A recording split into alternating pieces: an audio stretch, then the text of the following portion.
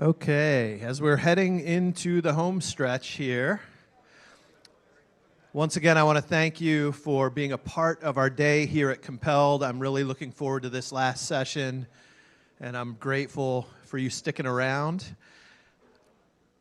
And before we invite Curt back up, I want to take a minute. One of the things I believe that makes Compelled such a special day, regardless of kind of the micro topic of the day, is the conversations that are happening. The conversations that I just cut off, so I apologize. But the conversations that happen out in those breakout rooms where we get to learn from one another, we get to kind of test some of our own experiences and thoughts and ideas and just grow, hopefully, together as brothers and sisters in Christ, as ministers of the gospel. I hope you've appreciated that as well. It's something we're committed to with Compelled, that it's not just, 8 hours of information download. It really is a chance to experience and learn together, learn from one another, share what God's been doing in your own life. But what makes that really effective is having good facilitators. So today we had a group of 10 facilitators. I'm so grateful for their investment in this day, for their time through the planning process and then being ready for today and leading those conversations. Let's hear it for the facilitators. And I would love if they would each come up. I do have a list of names, and I will call you out by name if you don't. So please stand up and come to the front, those of you who facilitated today, because we have a little gift for you. And as they're coming up, I'll tell you what the gift is, so you can be jealous and you can reach out to us about being a facilitator in the future. First of all, they're going to get a pound of coffee from, it's Wanderlust Coffee. And the name of the coffee, very appropriately, is Love Your Neighbor Coffee. So, Love Your Neighbor Coffee. I was really upset that Lancaster City Alliance stole that name, because Wanderlust does a great thing with nonprofits where they create a signature blend and you get to pick the name, and they got that name before Water Street could build a relationship with them. The other awesome thing about Wanderlust Coffee is it was recently purchased by Jonathan and Jenny Groff. If that name's familiar, if you know the Stroopy Company or the Sweet Shop in Lancaster, two of the greatest organizations around that does so much to benefit the community, but also to benefit our refugee neighbors, employing and providing English training, cultural training, support, and even entrepreneurial training for female refugees who have come to the community. Jonathan and Jenny do great work. There's some friends of theirs here. But yeah, so we love Wanderlust Coffee. Who didn't get their bag? I'm still holding on to it. Did everybody get theirs? All right, so somebody didn't come up. Okay, Lindsay's gone. I did get Jen. Oh, there's Jen. I already got hers, so we're good. But that means I get to take a bag of coffee home, so I'm pretty excited about that. No, we'll find our facilitators and get it to them. But so grateful. Also, bonus surprise. At the end of the day, please go over to the book table and choose a book of your liking. Let them know that you're a facilitator. We told Byron, show your coffee, because we don't want any of you guys going over there saying, I was a facilitator too. Can I get a free book? So you got to show your coffee. That's your badge. I'm just teasing. You guys would never do that. None of you even thought about it, right? Okay. Thank you so much. Let's hear it again for our facilitators. All right. So I don't want to hold us up any longer. I'd love to have Curt come back up, and he's going to get us started with this last session, and then there will be a chance for you to engage and ask some questions.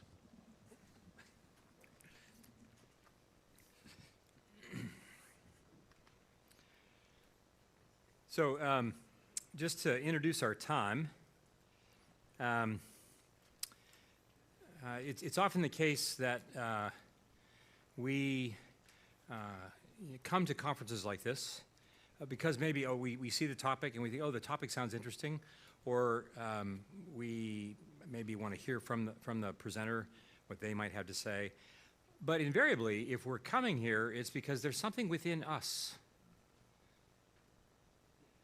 that is important to us. You know what I mean?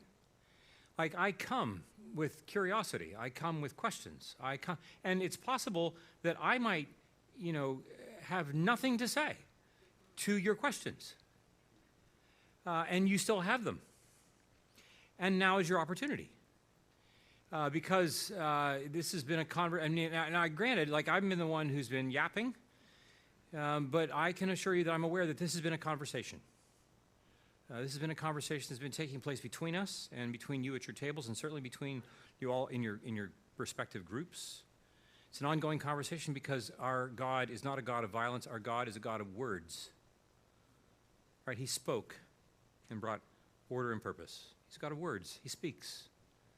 And he doesn't just speak using language. He speaks with his very presence, right? And the Word became flesh, right? And so you are the Word. You're the salt of the earth. You're the light of the world, just by your very embodied presence. Who, after 4 o'clock, who is going to have the privilege of meeting Jesus because they had a conversation with you sometime after 4 p.m. outside these doors? And Jesus, I would want you to know that he would want you to know that he's not anxious about this. He's not worried about this. But we have our own words and our own questions. And so I want to invite you, if you have them. I think Jack's going to have the microphone, and we'll have you raise your hand and maybe even stand up or raise your hand and ask your question, and I'll make sure that everybody hears it and maybe even repeat it to make sure that that's the case.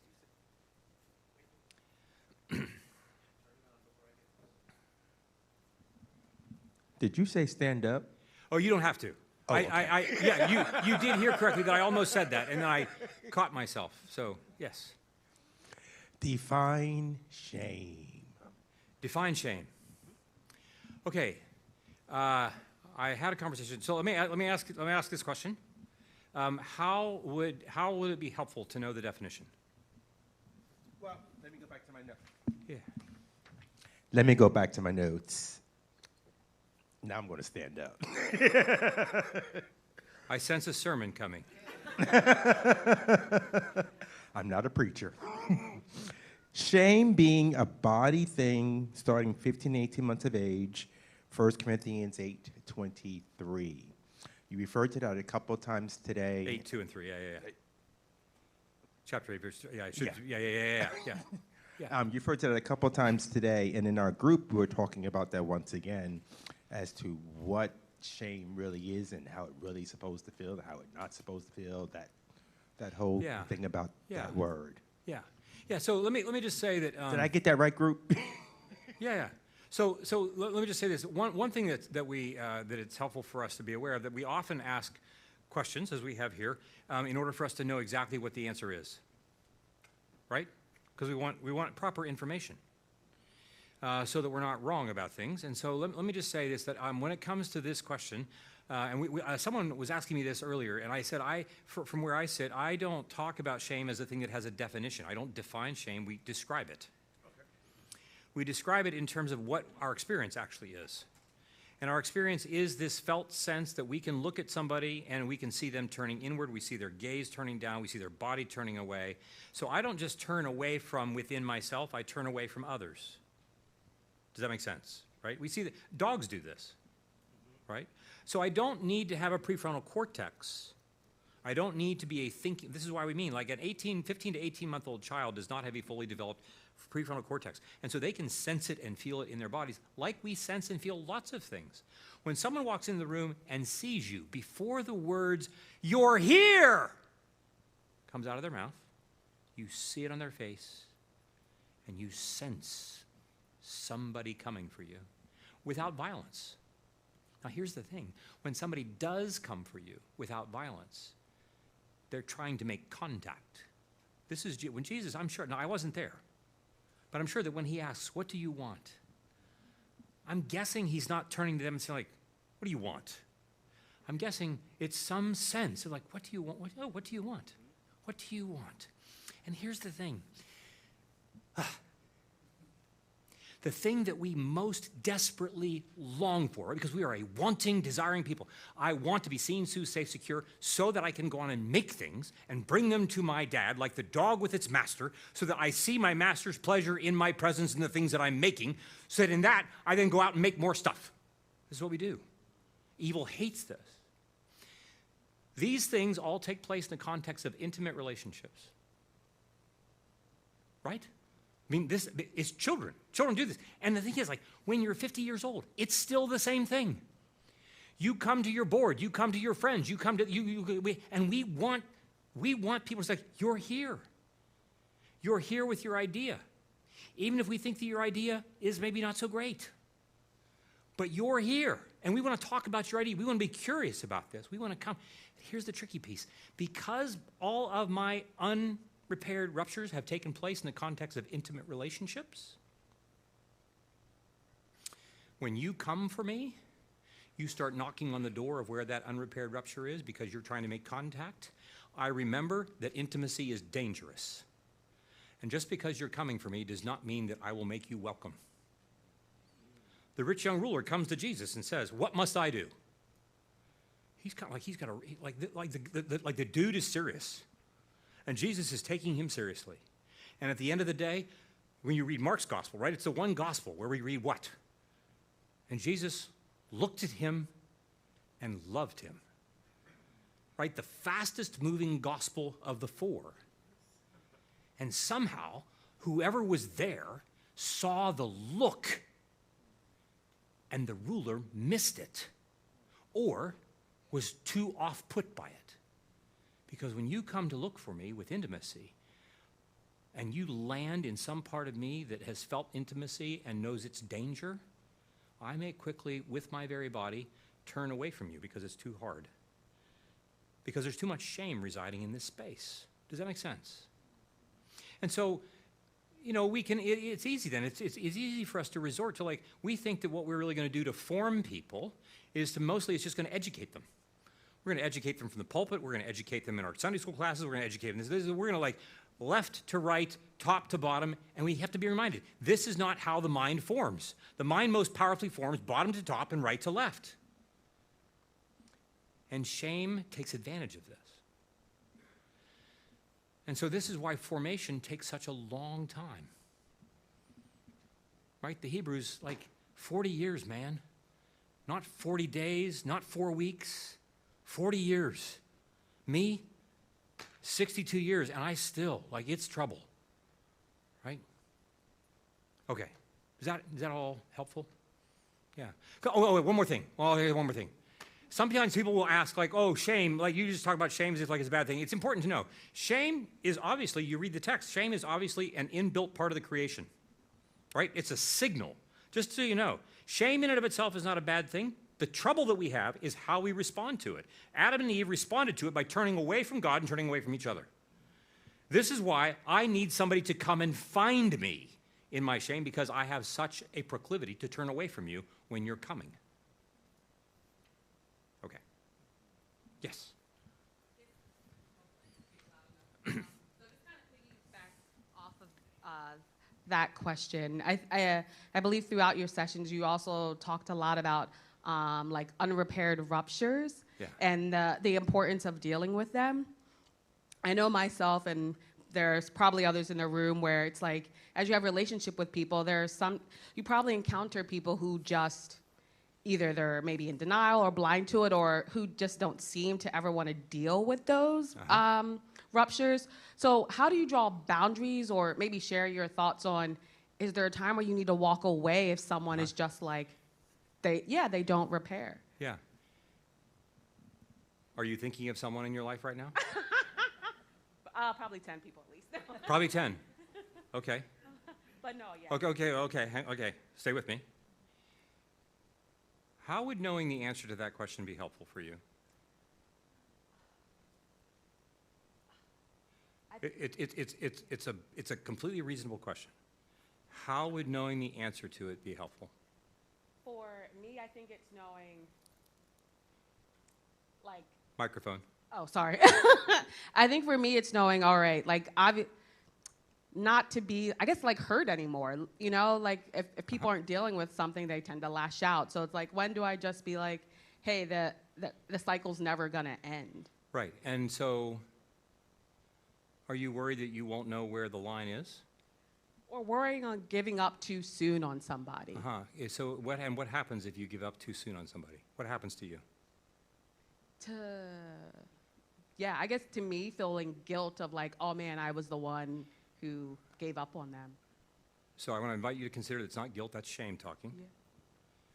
So even right now, even as and I can guarantee you, you're speaking for many people in this room. Would that be fair to say? That so much of what we are trying to do, that's all right, you can hold the microphone because we may not be done. It's going to be about a 3 to 4 minute psychotherapy session right here. Oh, what's the bill going to be? Here we go, right? We're all good. It's all good. It's all good. Do you have insurance? Yeah. Will insurance cover it? I don't know. Your friends will. That's right. So even notice this. Even when we have, we're people of great longing. I even long to know, where's the line in which I can come up to the line and then know this is where the boundary is, and I can know exactly where it's right. Because I, like my first parents, Adam and Eve, I'd like to know that I know that I know. Because if I do, then I won't need anybody else. Other people won't burn me. I won't have to worry about being let down, disappointed, hurt, mistreated.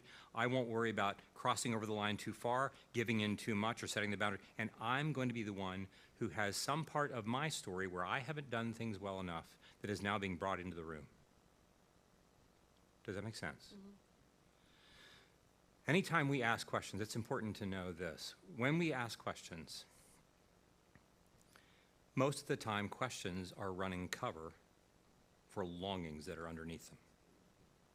Now, this does not mean that questions are bad or right? So where are you living? This is what the disciples asked Jesus. Where are you living? Questions are not bad, but it is important to recognize that they are running cover for something else that is underneath it. And the thing that is underneath it is my longing. And it is far more vulnerable for me to say what my longing is than it is for me to ask a question. If you ask me a question, I'm the one who's on the hook for providing the answer.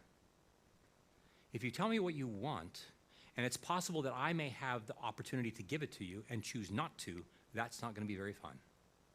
Are you with me? Mm-hmm. And what we long for, I long to be a person who can set a boundary and not worry about whether or not I'm making mistakes. Well, how do I sense where that is? This is where community comes in. We even ask questions, like here's the question. I want to, how many cups of sugar go into this cake? What's that got to do with neuroscience or spiritual formation or anything? I don't just want information, I want to create a great cake.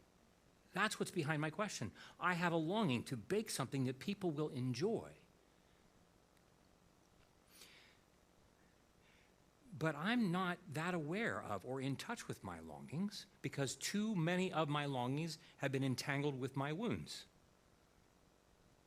And so the way that I cope with not being able to trust is if you give me all the answers ahead of time, then I can set the line, I know where they are, I don't make mistakes, I don't get into trouble, and then you don't leave the room. And so our longing even in here as we ask questions, all of which are valuable and important, is for us to be curious, what's the longing? What is it that I want? You know, we in our practice, I haven't talked much about this. In the Soul of Desire and in the Deepest Place, I talk a fair bit about the formation of what we call confessional communities. These groups that we're running in the practice and now are being exported. We've got people who are running them in churches and people who are running them in our nonprofit that we're doing all these. This model of what it means for us to create a space for spiritual formation that begins with this external sphere of Christian anthropology. What does it mean for us to be human? A Christian anthropology. Inside of that are the mechanics of interpersonal neurobiology, and inside of that are the dynamics of group interventions. What happens in systems? Right? Because we all have to remember, everybody here in the room came from some kind of a family. Like there was some system that got you into adulthood.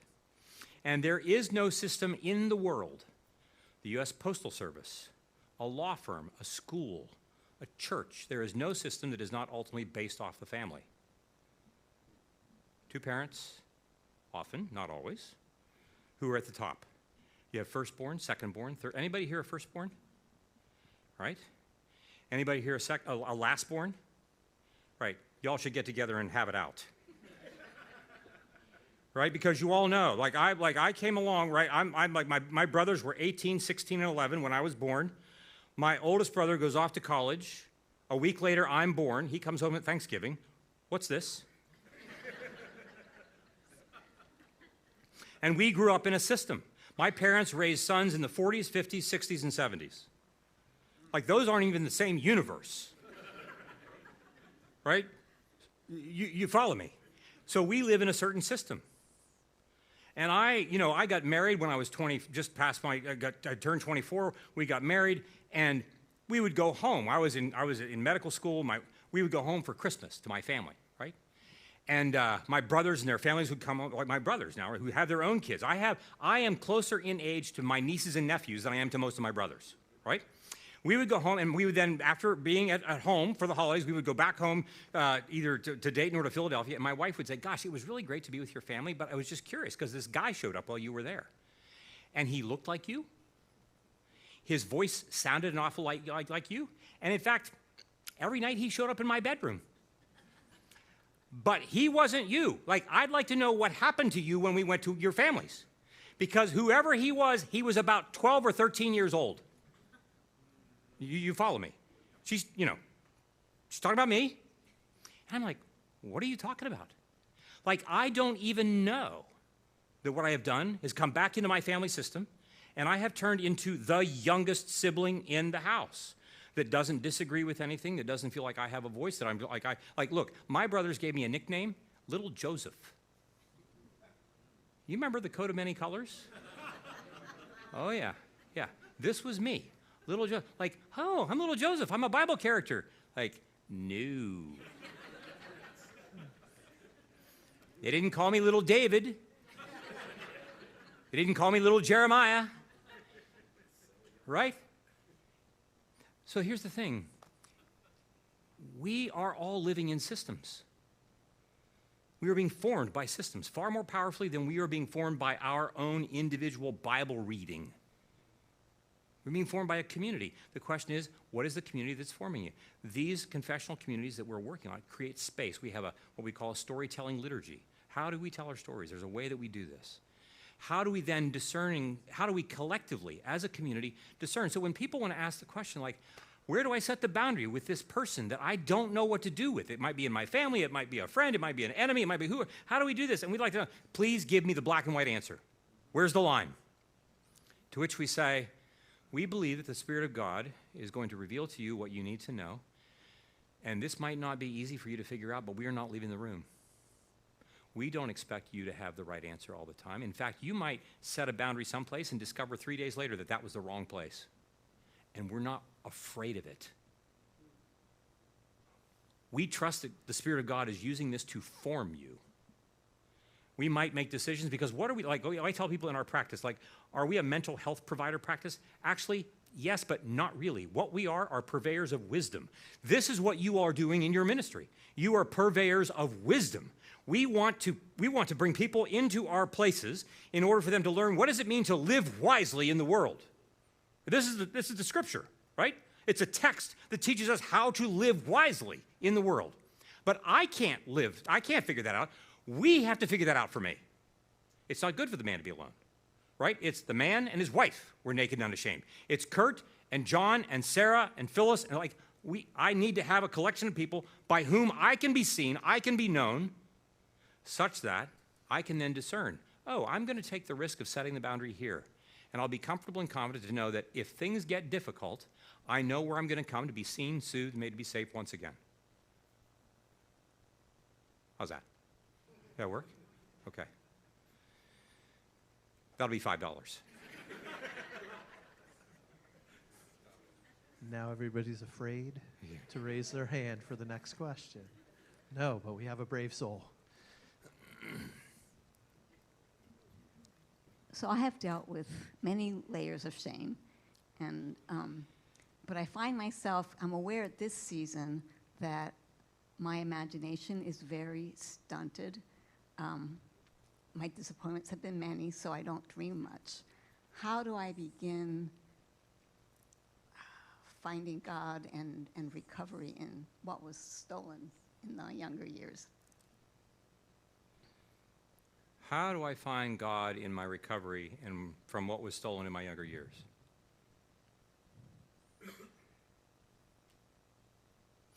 Well, it sounds like, in one way we would say it, well, it sounds like the part of your story that you believe currently is that I had things that were stolen from me in younger years.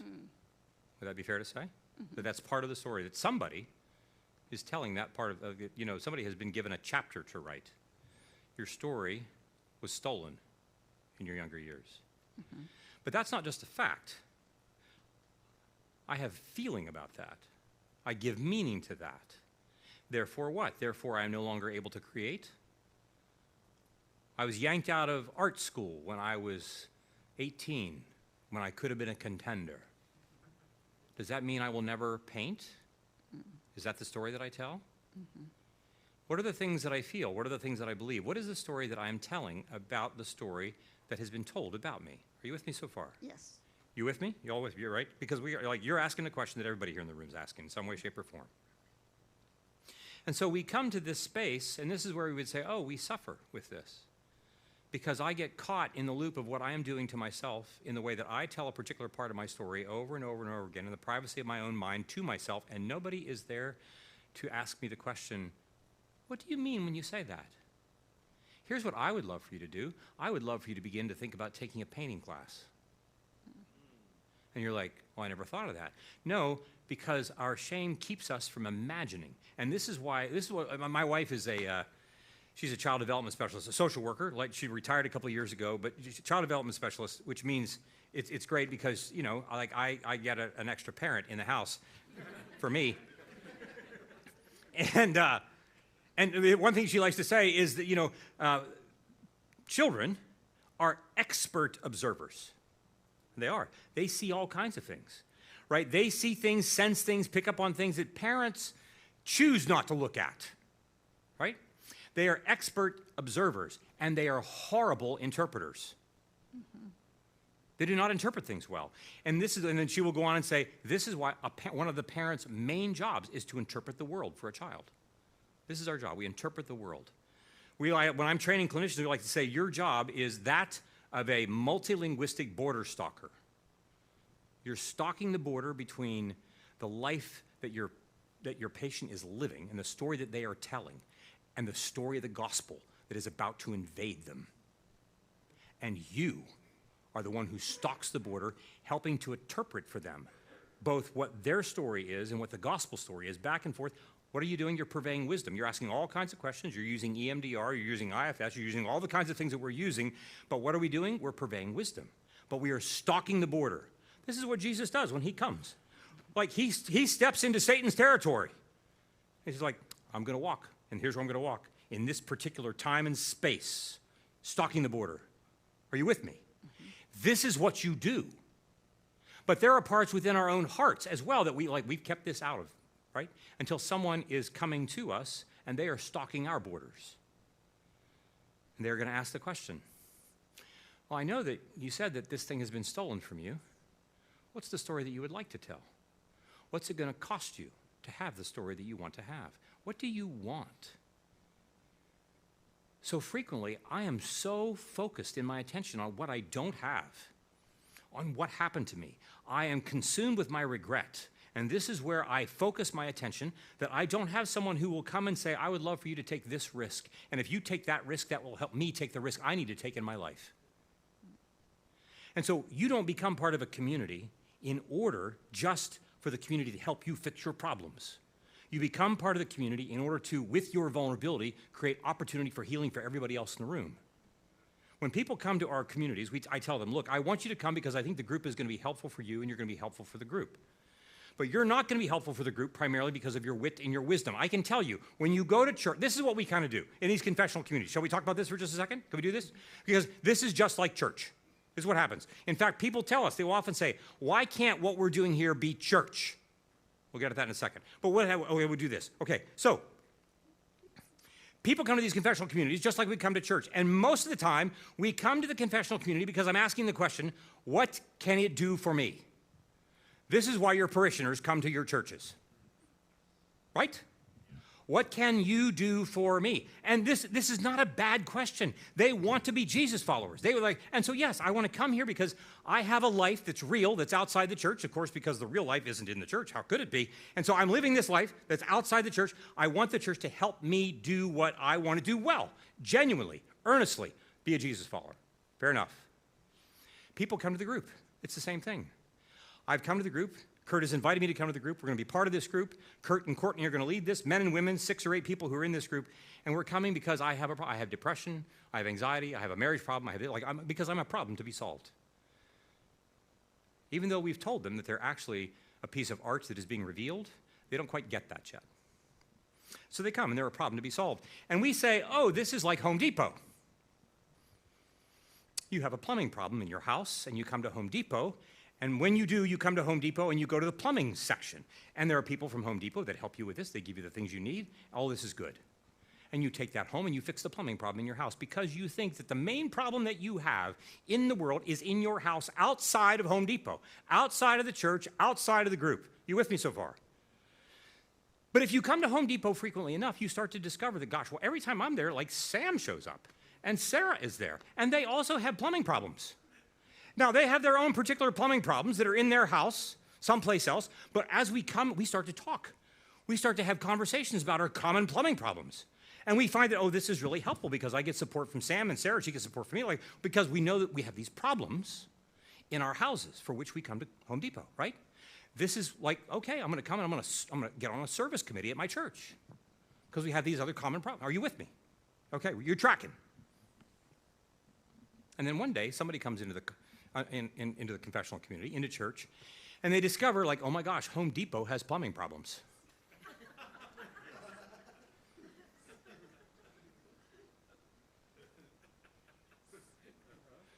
We come to the confessional community, we come to church, and I discover I'm not here just to hear a sermon. I'm not here just to serve on a committee. I'm not here to help the church work on the real problems of real life that is out there. I'm actually here to work out the problem that I have with the person who's sitting 3 seats over from me in the pew. People eventually come to the confessional community and they discover, oh my gosh, my problem is not with my wife, my problem is with Sam across the room from me. Because if I come and am comfortable enough, long enough in this space, I'm going to eventually make sure that I'm just going to be myself. And when my real self shows up, I'm going to piss somebody off. When my real self shows up, I'm going to be the kind of person that somebody in the room doesn't like. I'm going to be the kind of person who, even though I have worked really hard to make sure that certain people don't see certain parts of me, you get in a room with 8 other people who are hearing your story week after week after week, at some point, you will be unable to outflank everybody. Your parishioners come for your help, and the first thing they want to do is make sure that you don't see them.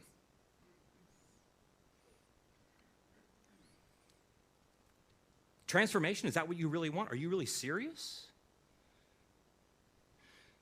And so, the question becomes, how will my being in a community enable me to continually tell my story over and over? Because as I do, and there is more of me that becomes revealed, more of the parts of me that have been heretofore unrepaired ruptures are now coming into this place where I begin to repair them. How does this enable me to be healed, revealed, to be healed, to be then recommissioned? Because if I'm not burning that energy anymore, trying to manage all of that kind of distress, eventually I have more energy to take the risk, right? This is the security part. Seen, soothed, safe, secure. You're going to be commissioned and asking the question, what is the next thing that you want to do? You think that your life has been nothing but highway robbery in the past? Jesus is not satisfied with you sitting with that narrative. He's not come just to comfort you in your pathos. He's come to transform it.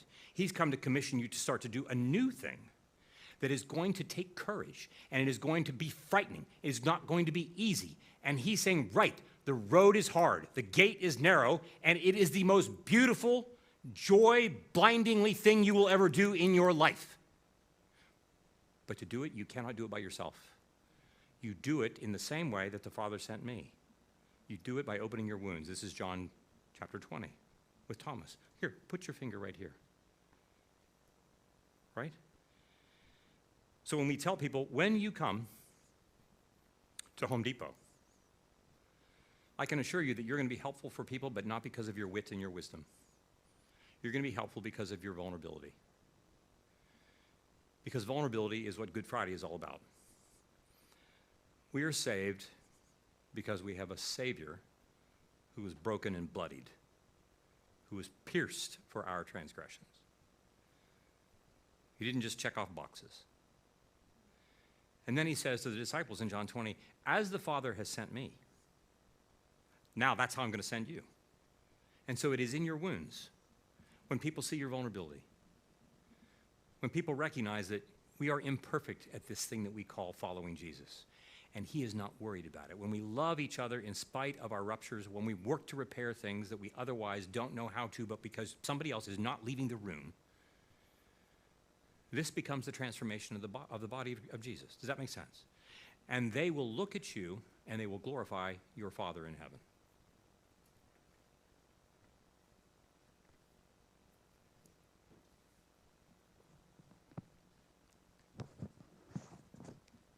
Curt, thank you so much.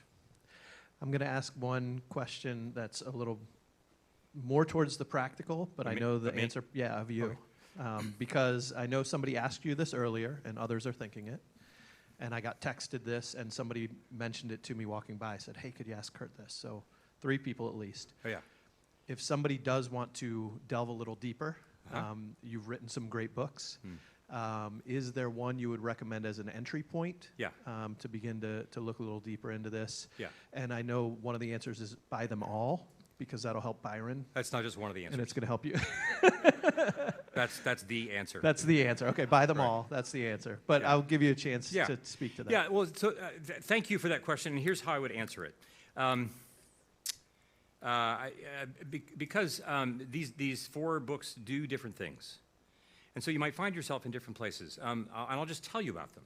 And I think that maybe in me telling you about them, you can have a sense. Look, you're smart people. You'll have a sense of what you want to go buy.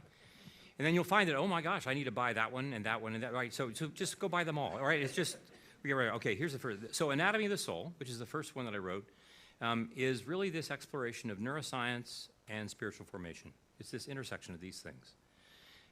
It gives you some language for what's actually happening within us when we talk about real transformation. It gives us some language and some sense of what's happening in our bodies and between us and other people from the standpoint of neuroscience. So we say, like, it's a book that tries to preach the gospel in the language of neuroscience. So that's that. That pretty clear? Right? With lots of stories, right? It's not just like, oh, here's information. It's pretty story-laden. All of these are pretty story-laden. The second book, The Soul of Shame, it came in the wake of the first book, because what we came to find is, this whole notion of this longing to be integrated that we write about in the first book, the key thing that keeps that from happening is this phenomenon of shame. It presents itself. And so I think I have heard from more people about that particular book than I've heard about any of them. This is the book that I hear the most about.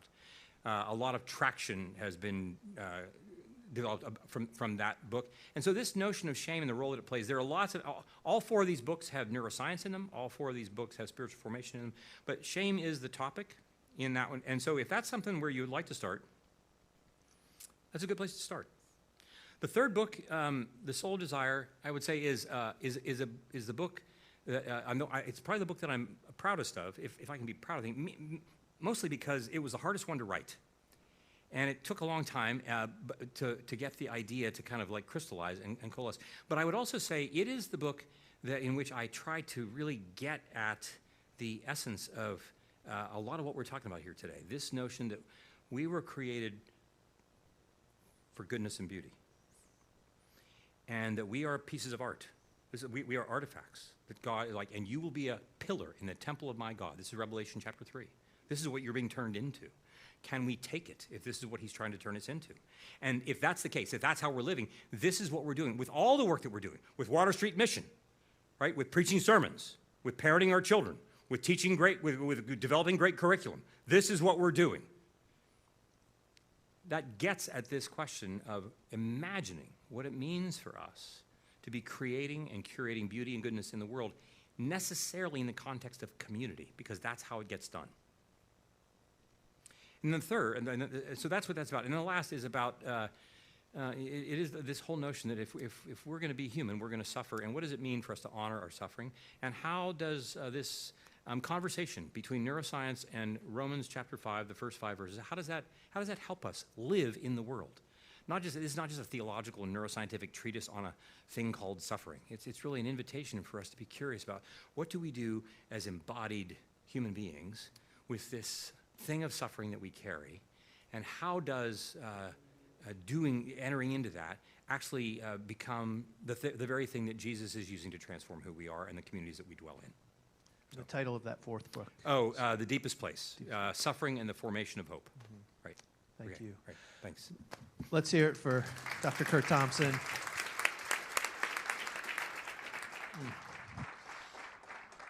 So grateful for all you've given us today. So thank you so much, Curt. As we wrap up the day, we're going to have a QR code up here. We would love your feedback on today, but also on Compelled in general. As we begin each year, we really want to hear from you. We want to make sure that this day is speaking to where you are at and inviting us to learn from one another and to grow deeper together in the way that we love our neighbors across Lancaster County. So please take a moment, scan the QR code, and provide us some feedback. A couple housekeeping notes at the very end. The bookstore is still open. Curt will be sticking around. There's a little table. If you look towards the back near Maria, that table, Curt will be there. If you'd like to get a book signed by him, he's happy to do that. So please head over there once you get one of his books. Maybe he'll sign other people's books too if you buy somebody else's. I don't know. But maybe not. He'll sign anything. Babies, if anybody brings a baby, sign your forehead, whatever. After the Eagles Super Bowl, anything's possible with what people are asking to get signed. So, but once again, I just want to thank you for being here today. Thank you to the Water Street team for putting on this event. Maria, thank you, and all the helpers. Thank you to the facilitators. And a big shout out to Calvary Church for hosting us. Thank you so much, Calvary, and the kitchen crew. Yes, and thank you to Hearts and Minds Bookstore. Byron, thank you for being here. And thank you to each and every one of you. Go in peace and have a wonderful day.